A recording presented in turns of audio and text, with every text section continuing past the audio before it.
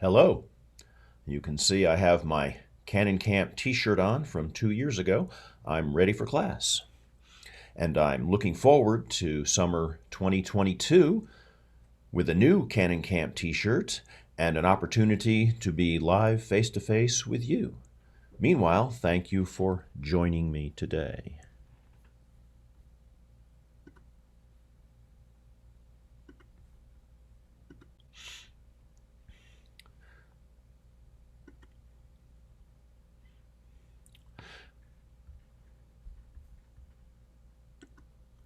Canon Camp has been in existence for over 50 years, and it is comprehensive performing opportunities, lessons,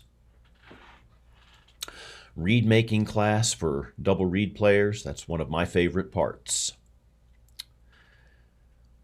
Really, anything you can think of musically, opportunities to conduct, take music history courses, piano, comprehensive musicianship for 3 weeks. I'm Dr. John Beebe. As you can see, I've been part of the Hay School of Music and Canon Music Camp for many years. I don't know that I would think of this as a master class. I'm still learning. I don't know that I'm a master yet. Although I've been playing bassoon for over 50 years, I'm constantly learning new things about the bassoon, about music, and about myself. So let's just look at this as a group lesson. What do we hope to accomplish today? How to practice, especially in the summer. Sometimes it's hard to be motivated. How to care for our equipment. And then when summer's over, preparing for auditions. And how to think about those auditions. How to meticulously prepare the music.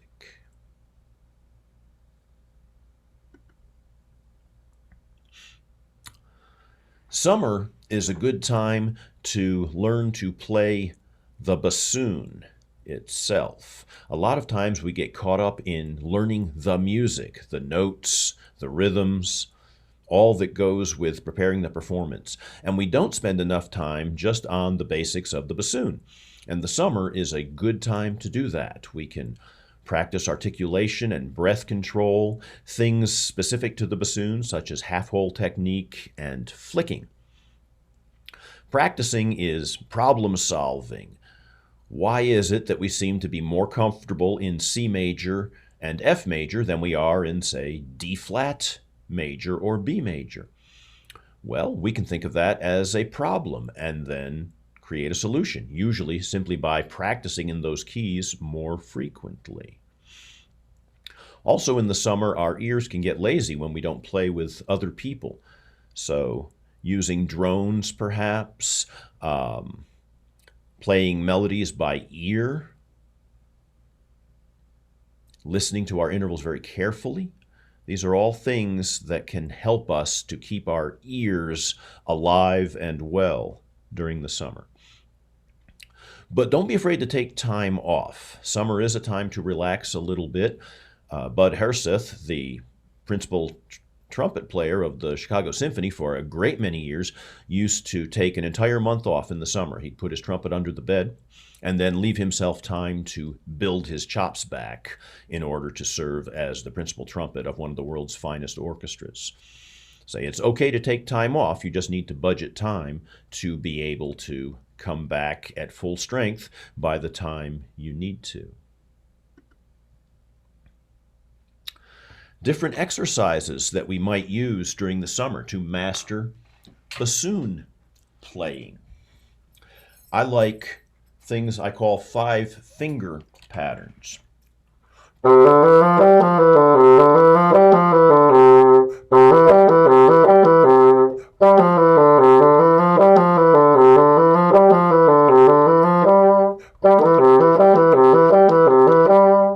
In various keys.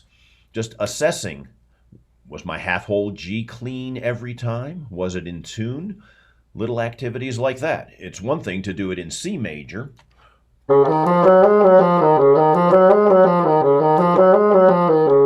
But I can assess it in D flat major as well, or any other keys. Or this example here, where we play the C major scale essentially 8 times.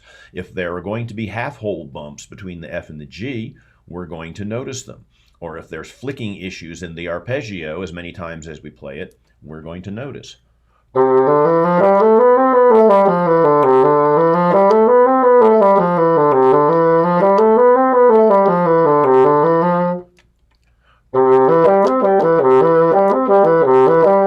Etc.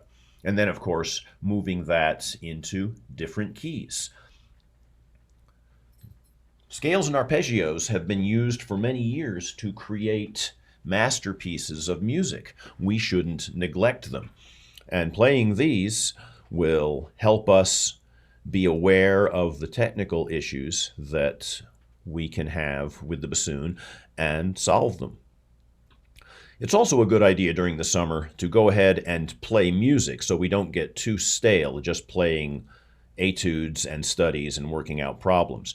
Look ahead at next year's all-state solo, or look back at last year's just for some review practice.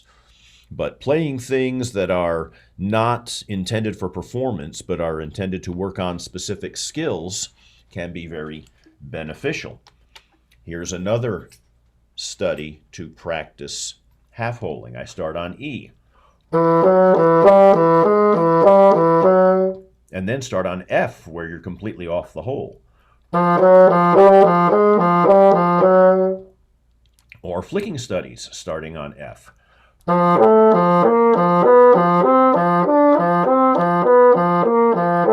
Or from other notes.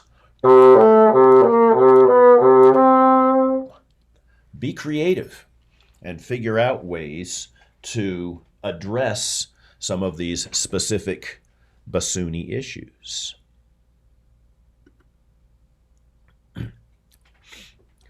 During the school year, we generally have more music to prepare, but if you can, try to keep some of that summer routine going where you're working on bassoon fundamentals. Budget your practice time. If you have an hour to practice, perhaps 20 minutes each on solo music, ensemble music, and bassoon-specific things. If you need a warm-up, include that as well, but be sure of why you are warming up. Some people warm up simply because they know they're supposed to, but they don't really know why.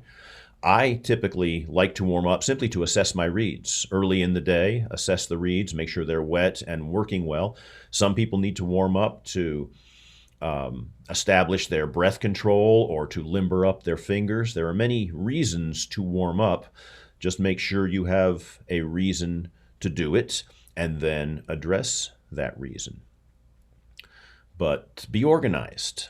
Know what you intend to practice and perhaps how long, so that you don't run out of time for some of the things that you need to do. Sometimes it's a good idea to practice your least favorite thing first and get it out of the way. Also, think about your fatigue level. Things that are more tiring perhaps shouldn't be left towards the end of that practice session.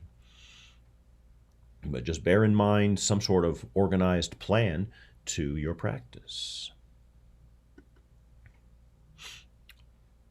Summer is a good time to take care of things. We'll start out with the reeds.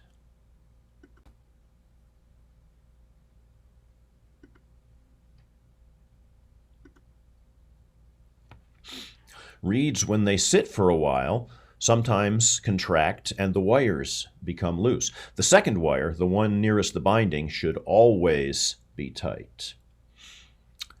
When the reed is wet, the first wire should tighten up. It might be loose when it's dry, however, because the cane contracts. This reed has been soaked, but you can see probably that the first wire is wiggling, so I need to tighten it. If we've taken some time off from playing in the summer, or even in the winter for that matter, when things are dry, especially, we have to pay attention to the wires. So I'm going to lift that wire up.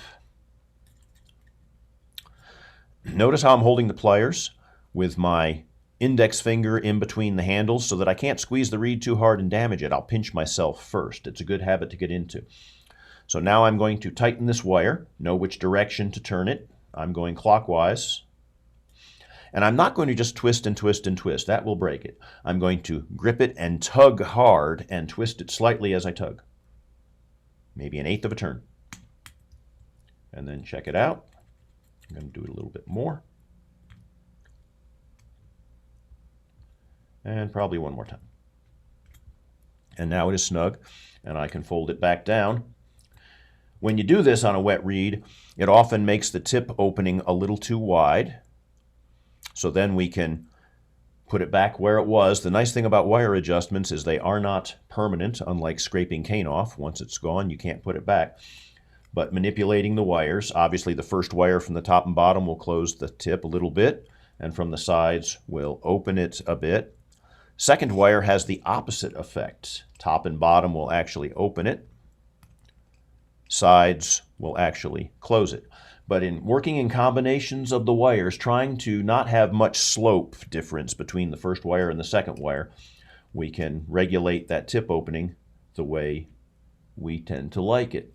I tend to prefer mine a little wider than many people. The benchmark seems to be the thickness of a penny, but I like to go a little bit wider. And remember, with reed care, it all starts with your mouth. A clean mouth is important. Saliva digests vegetables. The reed is made out of a vegetable. So we want our saliva to be as inert as possible to not digest the reed every time we put it in our mouth. That's why we soak our reeds in water. But do brush your teeth, gargle, rinse out as much as you can before you play, especially if, for example, band class is right after lunch. And allow your reeds to dry out. Ideally, we like to have 3 reeds that we can use in rotation, allowing them to dry in between usage. Go back to the screen again here. Care and maintenance of the bassoon. There's a tendency among some people to just leave their bassoon assembled for a long period of time. That's not a good idea in the summer, but with air conditioning blowing on it and the dry air that results from that, or living in a very humid environment, depending on where you're at, if you leave your bassoon together too long, it might not come apart. So it's a good idea to treat it as you would when you're playing regularly. Assemble it, practice, disassemble it. Remember, if you are using a single silk swab, to swab the boot joint before the wing joint. Also, take note of the bridge key from the low E up to the whisper key. Make sure when you depress low E that the whisper key does close on the vocal. If the wing joint isn't aligned properly, that can be a problem. When you're playing infrequently, it's a good idea to check your screws more often because we're not aware of them. The body lock, make sure it is snug. Clean your vocal once a month, perhaps with a vocal brush or a couple of pipe cleaners. Clean out the finger holes of the bassoon with pipe cleaners or a small brush. But the summer is a good time to assess your bassoon. Clean it, make it look nice, get some of the gunk out of it. And summer's a good time to take care of yourself. Take a little time off. Go to the beach for a few weeks or come hike in the mountains of Boone, North Carolina. Don't worry about your bassoon. Just give yourself time to come back to it. And as you do build back, pay attention to your body as it recommits to the bassoon. Give yourself short practice sessions at first as you build up endurance, 10 minutes perhaps, and then 15, and then 20. Pay attention to your hands. Do they feel tight, especially the left hand, if the bassoon is leaning on it too much? You might want to use a neck strap and a seat strap, and there are numerous other suspension devices to help take the weight off of that hand. Be aware of the fingers that aren't involved in a fingering. If you play middle E flat, for example, your left middle finger is not being used. How does it feel? Is it loose? Is it tight? Wiggle it around while you play the E flat. That finger should be relaxed, as well as any other fingers that aren't involved in a fingering. So be kind to your body. There should be no pain involved when you're playing the bassoon. If you are experiencing discomfort, try to assess the reason for that and solve it yourself. And if that's not the case, then medical help might be necessary. But we should not have to play with any kind of pain when we are in shape, and be aware of pain developing as we try to get in shape.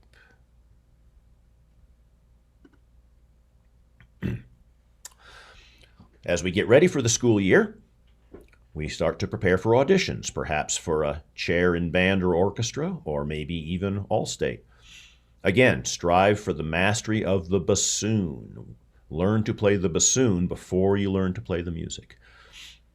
Then, when you learn to play the music, don't practice until you get it right. Practice it until you can't get it wrong. 50, 60 years ago, wind players used to have to memorize their weekly lessons. That way, the teacher knew that the student had practiced enough time. Unless they had a photographic memory, they would have to spend some time to really learn that music, the etudes, the scale patterns, arpeggio patterns in every key, all from memory. When you practice that way, you really do get to the point where you almost cannot get it wrong. Everything is pretty much memorized. So practice to that level. Don't just get to the edge, but really become proficient. On the day of the audition, warm up early in the day, assess your reeds and your body like you normally would. Don't overplay on that day. Adrenaline might influence that decision, but try not to do that. And if you're listening to other people before the audition, don't. Ignore them. You have no control over how they play, and they may sound great outside the audition, but you don't know what they're going to sound like behind the closed doors. Don't assess the other auditionees. Just let them do their thing, and you do yours. Sight reading is sometimes difficult to practice on our own because we can't always assess it. But as you practice sight reading, look for signs of what I call the tonal universe. What key is the music in? What's the tonic pitch?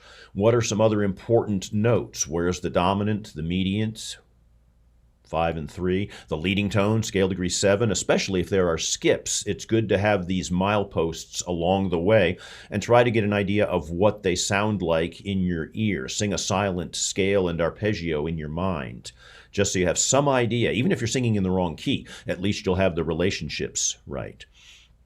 Then look at the rhythm. Look for differences between 8th notes and 16th notes, dotted rhythms, triplets. Get a feel for the different divisions and subdivisions at the appropriate tempo, at the appropriate beat. And then once you begin to play, keep going. Don't try to double back. Just keep on going through it no matter what happens. Some people like websites such as Sight Reading Factory. That can be a good tool to use, or others like it.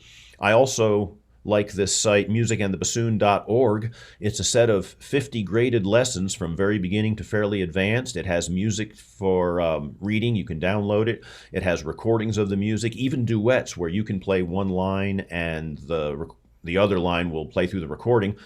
And that helps you kind of know if you're correct or incorrect in terms of how your part interacts with the other part. But that's a very good site that I recommend you explore. The 9-10 solo for this year, it's not technically really challenging, I'll be honest, but there are a lot of little details that are very important. Differences in articulation and dynamics. It is very easy to play the notes and the rhythms, but to play it tastefully with the markings is a different thing altogether. And I'm going to walk through it in great detail just to give you an idea of how I approach learning a piece of music. Remember that the tempo indication is the goal. Okay? Don't practice the music at that tempo right away. Use a metronome, at least at first. Don't become dependent on it, and gradually move the tempo up. Be very intentional with the placement of the offbeats. They actually contribute more to the steadiness of the rhythm than the beats do. Over half of the measures in this piece require a half whole note, and about a third of them require flicking. So again, going back to fundamentals, you'll want to be as accurate with those as you can be. Also, little details like the appropriate left pinky key for half whole G, things like that. And I encourage you to break this piece down measure by measure. In measure 1, start with a full tone. Cue yourself when you play. This helps to coordinate the brain, the wind, the tongue, all the fingers, all that together. So just give yourself a nice cue as you're playing. Be intentional about the placement of the ands of the beats, the G, the B, and the A. And note that the A is not staccato. It's easy to miss that. In the second measure, notice that the 16th notes after the slur are also not staccato. And don't rush into the D. Stress the E on beat 3 just a little bit so that the 16ths don't rush and compress. In measure 3, play with a thicker airstream and be sure the embouchure is a little bit loose. You probably tightened up a little bit articulating in the earlier measures, so you want to loosen that up a little bit. In measure 4, notice that the downbeat is not staccato and separate the accented notes somewhat. So now pause the recording, explore each measure as I just discussed, play through each measure, then play all 4 together a few times until you have a feel for these little details. And then come on back.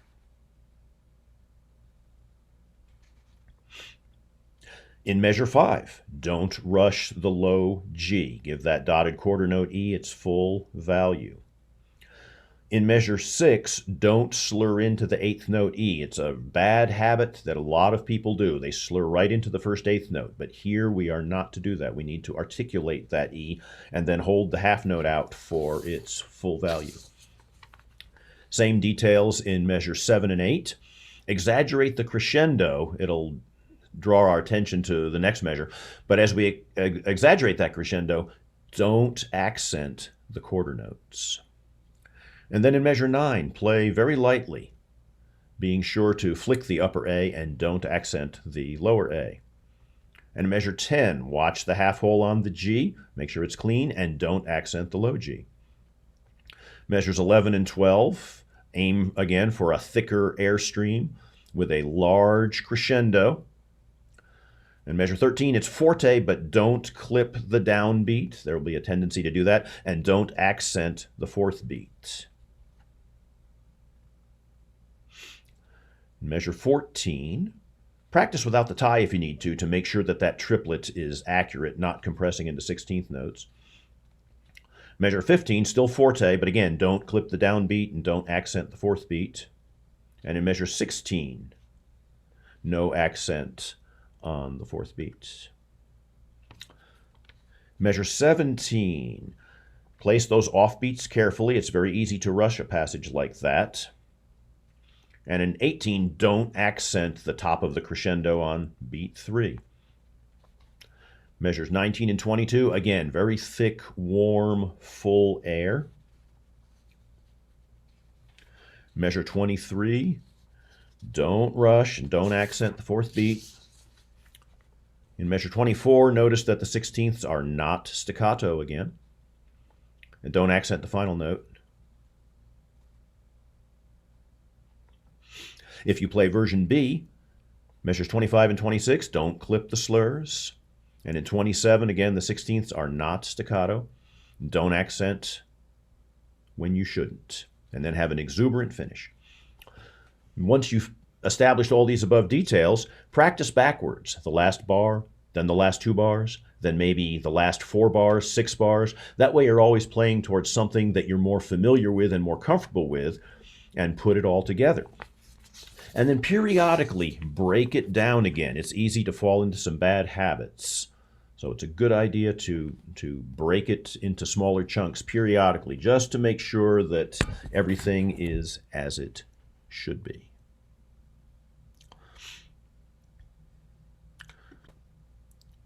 I'll play a recording of this for you. It is not a studio quality recording by any stretch. It was made right here in this location, but it will give you an idea of what you're striving for.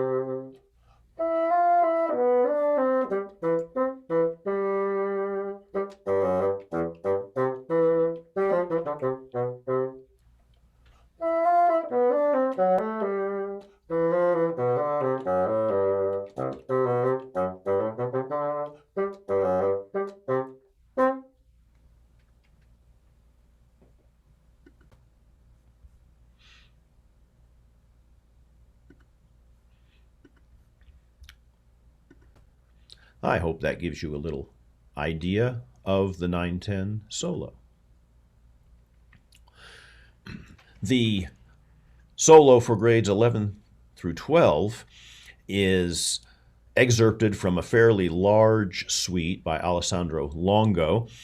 The opening consists of the theme from a theme and variations in the first movement. The second movement is omitted entirely, and then most of the music comes from the third movement. The piano part is very heavily involved. There's a lot of interplay, especially in the third movement, and I've actually included a link to a recording here for bassoon and piano. I would listen to it quite a few times and get an idea of how the two parts go together so that during your rests you can hear the piano parts and then interlock in it. The andante begins right at the beginning of the recording. And note that on the recording, measures 1 through 8 are repeated. The section that begins at bar 19 on our copy starts at 9:37 on the recording. Measures 19 through 29 are repeated, and 30 through 64 as well. Our bar of rest, measure 42, is actually erroneous. There isn't a rest there in the original, but when you're auditioning, I would go ahead and count through that rest anyway. But I would get familiar with the full chunk, with the full piece, with the piano part, just so you know how it all comes together.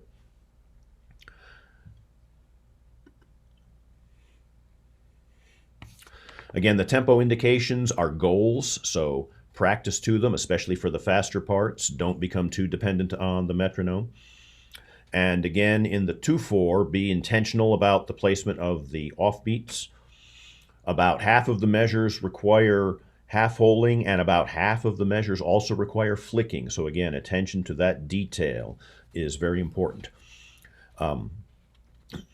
Parts of this piece are rather repetitive, so I won't go through it measure by measure like I did with the 9/10 solo, but you will get the idea. Notice at the beginning, we want to flick that first B flat. B flat is such an easy note to crack, so we'll want to have our thumb in the right place and flick that B flat as we start. Make sure that you put a little bit of emphasis on the B flat in measure 1, and also the downbeat of measure 2, the A, so that the inflection is right. You notice that the longer notes occur on beat 2. Ya-da-dee, ya-da-dee-da-dum. And if we don't do that, the listener might think that the downbeat is the quarter note and you have pickups. Da-da-dee, da-da-da-da-dum. And we don't want that. So be sure you lean on the first note of each of those first two measures a little bit, just so we are clear about the meter. In measure 3, make sure we crescendo all the way through the end of the bar. Don't swallow the C on your way up to the F sharp. Make sure the C has its due. You can even elongate it slightly on your way to the high F sharp. In measure 4 and measure 5, flick the Ds, and I would flex your embouchure a little bit on the second D of each pair. That'll keep your embouchure loose for the high G, so the high Gs aren't sharp. You know that note tends to be quite high. The phrase ends in measure 8 after the D. Keep your airspeed up and release the embouchure slightly as you approach it so it doesn't choke off. A large descending slur like that, we can lose that bottom note very easily. And then take some time to breathe before we move into the next phrase. Measures 9 through 11, again, the same as the beginning. Make sure your inflection is appropriate. And in measures 15 and 16, watch the half-whole intonation. In measure 20, we want to make sure that the pickup is precise. Again, there are a lot of sixteenths in the piano part.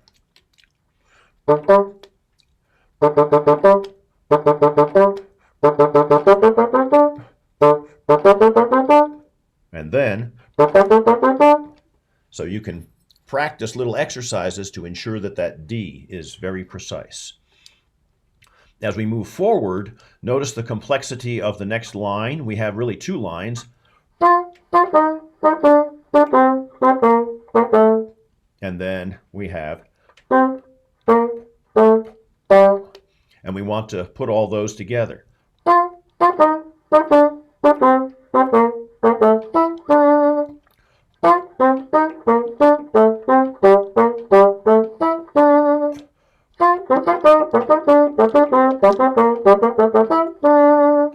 And notice that the eighth notes need to be a little bit longer than the 16th notes. Break the chunks up to ensure finger and tongue accuracy.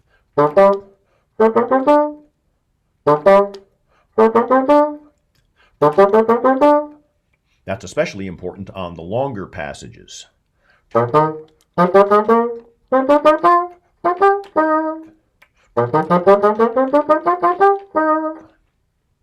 So spend time with those passages, making sure that the fingers and tongue are quite precise.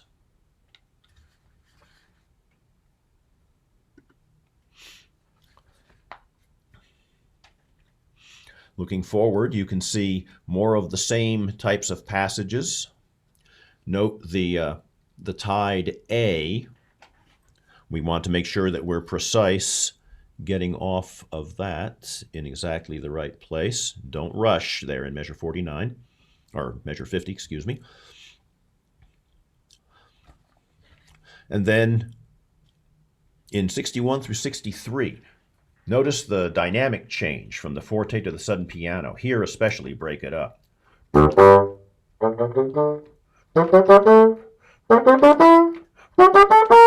You can work each passage or each chunk a little bit louder. In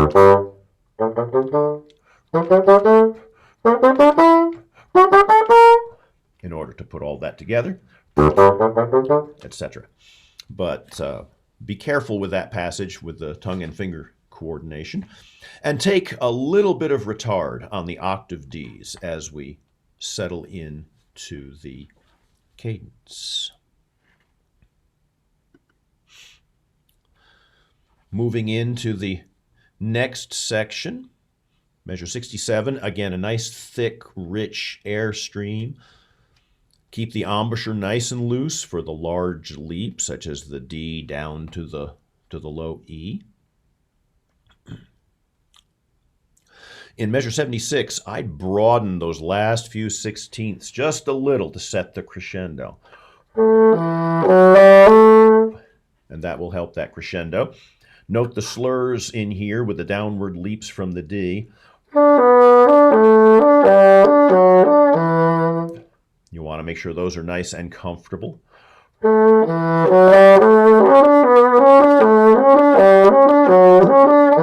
And if the embouchure's a little tight, you'll squawk the C sharp like I just did. You have to be nice and loose with that.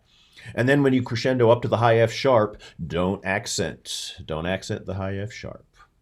And then just let it relax. Nice hairpin crescendos and decrescendos, and let it relax to the end.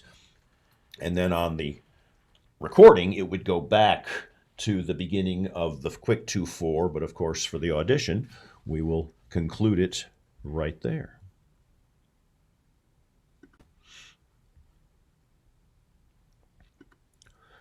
And a recording of it. Again, not a studio quality recording, but hopefully this will give you an idea of what you're aiming for.